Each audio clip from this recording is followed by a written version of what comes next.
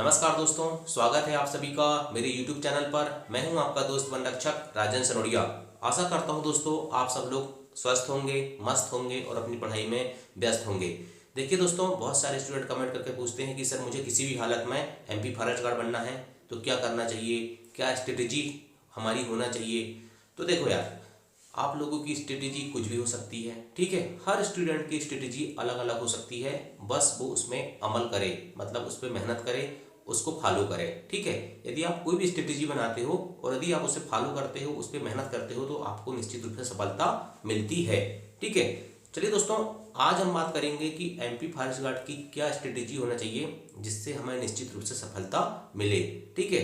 तो देखिए दोस्तों, मैं आपको सबसे पहले ये बताना चाहूँगा कि ये मेरी खुद की स्ट्रेटेजी है। क्या है? मेरे द्वारा खुद की बनाई हुई स्ट्रेटेजी है, ठीक है। यदि आपको सही लगे तो फॉलो करना, और नहीं लगे तो दोस्तों आप अपनी स्ट्रेटेजी खुद बना सकते हैं, ठीक है। यदि आपको कुछ पॉइंट पसंद आएंगे तो आप उन पॉइंट को जरूर नोट करके लिख लेना, ठीक। तो चलिए दोस्तों, सबसे पहले हम शुरुआत करते हैं MP फॉरेस्ट गार्ड की स्ट्रेटेजी। और अगर दोस्तों, अगर आप कहोगे कि सर अगर आपको MP फॉरेस्ट गार्ड का पेपर अभी देना है इस टाइम पे, तो आप क्या स्ट्रेटेजी बनाओगे, तो मैं यही स्ट्रेटेजी बनाऊंगा जो आपको बताने वाला हूं। तो चलिए शुरुआत करते हैं MP फॉरेस्ट गार्ड की स्ट्रेटेजी। सबसे पहले देखिए MP फॉरेस्ट गार्ड, ठीक। MP फॉरेस्ट गार्ड मतलब दोस्तों मध्य प्रदेश वन रक्षक, ठीक। इसमें आपको पता है 5 विषय आते हैं। कितने विषय आते हैं? 5 विषय। कौन कौन से? मैथ, साइंस, हिंदी, इंग्लिश और GK। सभी आते हैं 20-20 नंबर के। कितने कितने नंबर के? 20-20 नंबर के। टोटल पेपर कितने अंक का होता है? 100 अंक का होता है। माइनस मार्किंग नहीं रहती है, ठीक। क्लियर? समझ गए? Math, science, Hindi, English, GK 5 विषय आएंगे 20-20 नंबर के, मतलब 20-20 क्वेश्चन आएंगे, 100 क्वेश्चन रहेंगे, मतलब 100 अंक के रहेंगे और माइनस मार्किंग नहीं होती है। ये क्लियर हो गया? चलिए आगे आपको बताता हूं दोस्तों।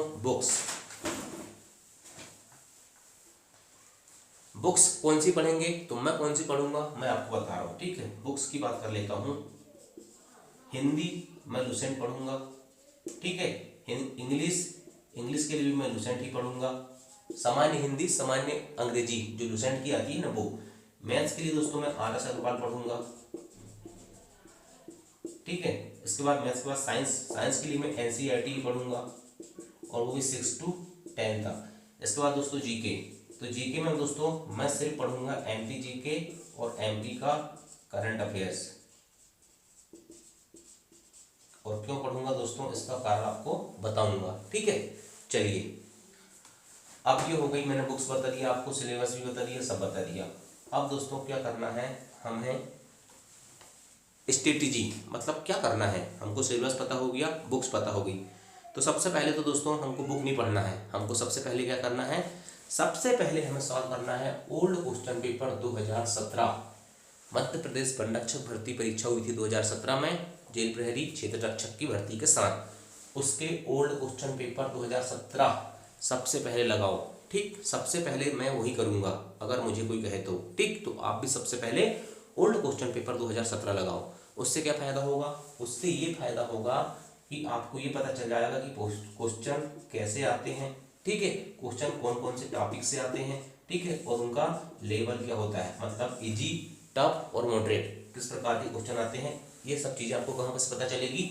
ओल्ड क्वेश्चन पेपर से पता चलेगी। बाकी आपको पूरे मध्य प्रदेश के अंदर कोई भी नहीं बता सकता कि कौन कौन से टॉपिक से क्वेश्चन आते हैं और किस प्रकार के क्वेश्चन आते हैं। ये बताएंगे सिर्फ आपको ओल्ड क्वेश्चन पेपर 2017, क्योंकि MP फॉरेस्ट गार्ड की जो रूल बुक है उसमें भी सिर्फ उसने 5 सब्जेक्ट के नाम लिख दिया है, और लिख दिया है कक्षा 10 का स्तर, उसके टॉपिक नहीं लिखा है। तो ये सब आपको कहाँ से पता चलेगा? ये पता चलेगा ओल्ड क्वेश्चन पेपर 2017। और इसका वीडियो मैंने सिलेबस का बहुत ज़्यादा मतलब उसका सूक्ष्मता से निरीक्षण करने के बाद दोस्तों ओल्ड क्वेश्चन पेपर के एक वीडियो बना दिया हूँ, ठीक। चाहे तो आप वहाँ से भी टॉपिक उठा सकते हैं। हो गया ओल्ड क्वेश्चन पेपर। अब देखिए आगे, इसके बाद दोस्तों हर विषय के टॉपिक छांटना है। आप क्या करोगे, सभी Hindi, English, math, science, GK, ठीक है। ऐसा एक कॉपी ले लो, ठीक। कॉपी में क्या करते जाओ, आपको हिंदी में जैसे संधि, ठीक, समास, ठीक। इंग्लिश में जैसे आपका हो गया क्या, वॉइस, ठीक, आर्टिकल, ठीक है, आपको आपने ओल्ड क्वेश्चन पेपर लगाया, आपको 22 से क्वेश्चन मिला 22 लिख लिए, आर्टिकल से क्वेश्चन मिला आर्टिकल लिख लोगे, नरेशन से मिलेगा नरेशन लिख लो, preposition, conjunction, one word substitution, synonyms, antonyms, जिस टॉपिक से क्वेश्चन मिलेगा उसको लिखते जाओ। इसी प्रकार से हर सब्जेक्ट को लिख लो। ठीक, क्या करोगे, हर सब्जेक्ट के टॉपिक छांट लो। इसके बाद क्या करोगे, टॉपिक छांट लिए, इसके बाद दोस्तों अब आपको उठाना है किताब। किताब कौन सी, जो आपको लगे, मैं ये नहीं कह रहा हूँ कि मैंने जो बताया वो भी उठाओ, आपको जो किताब पढ़ना वो किताब पढ़ो, किताब बस आपको समझ में आना चाहिए। ठीक, चलिए टॉपिक को बुक से पढ़ो। कहाँ से पढ़ना है, बुक से पढ़ना है, किताब से पढ़ना है, कोई भी बुक से पढ़ सकते हो आप, उसका कारण क्या है मैं आगे बताऊंगा। अब इसके बाद क्या करना है, जिस टॉपिक आपने टॉपिक बना लिए उस टॉपिक को बुक से पढ़ोगे, कोई सी भी किताब से पढ़ो, आपको टॉपिक मिलना चाहिए। अगर वो टॉपिक उस किताब में नहीं है तो दूसरी किताब से पढ़ना पड़ेगा। ठीक, इसके बाद दोस्तों आपको जो टॉपिक आपने पढ़े, जिस किताब से पढ़े, उसके शॉर्ट नोट्स बनाना है।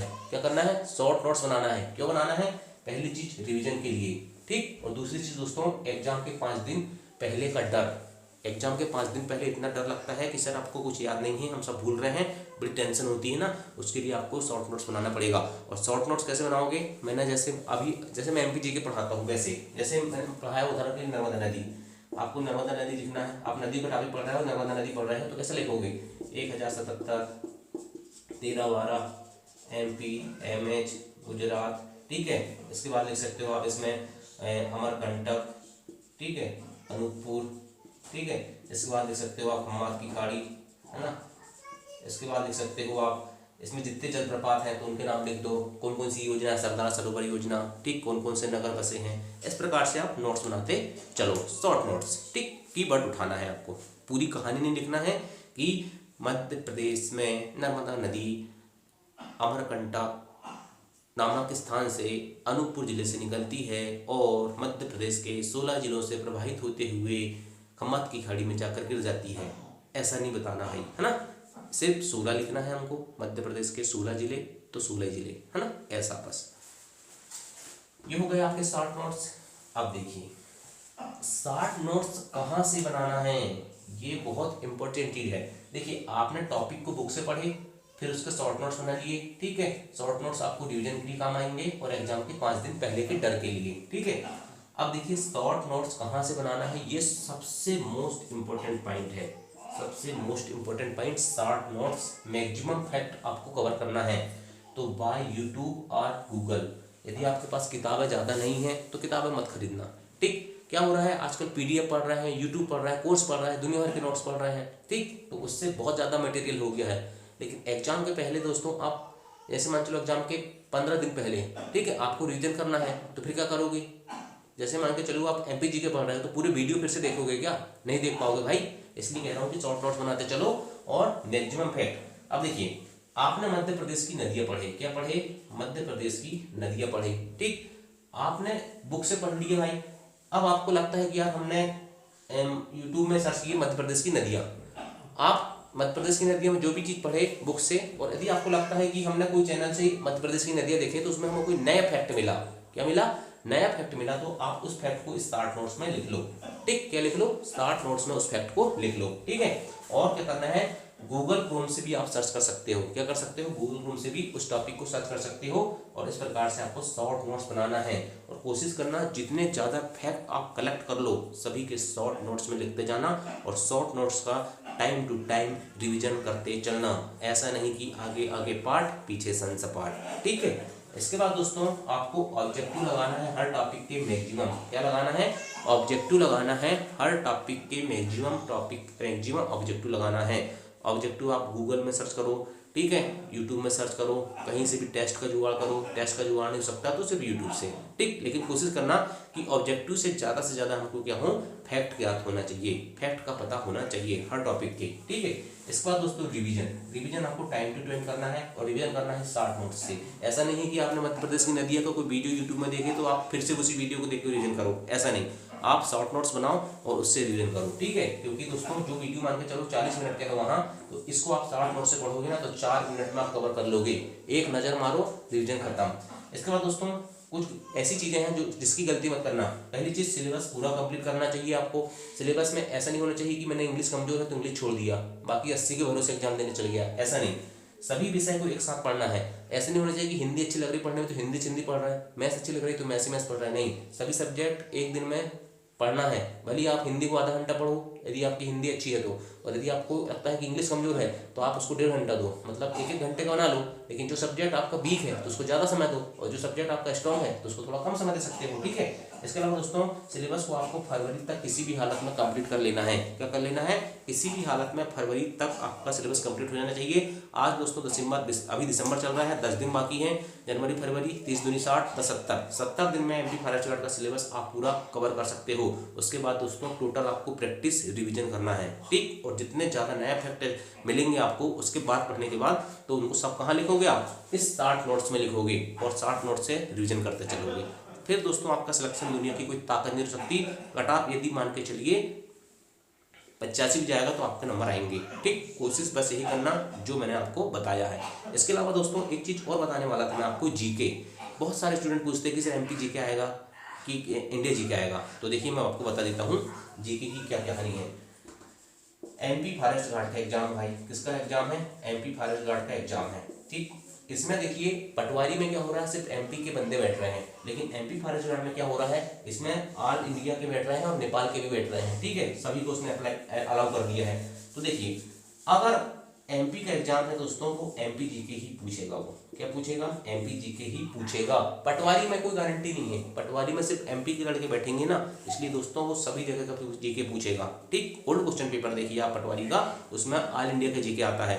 लेकिन एमपी फॉरेस्ट गार्ड में सभी लोग बैठते हैं बाहर के, इसलिए वो क्या करता है, एमपी के स्टूडेंट को ज़्यादा प्राथमिकता देते हुए एमपी जीके देता है, और एमपी का ही करंट अफेयर्स भी देता है, ठीक। इसलिए आपको करना एमपी जीके और एमपी का करंट अफेयर्स भी पढ़ो।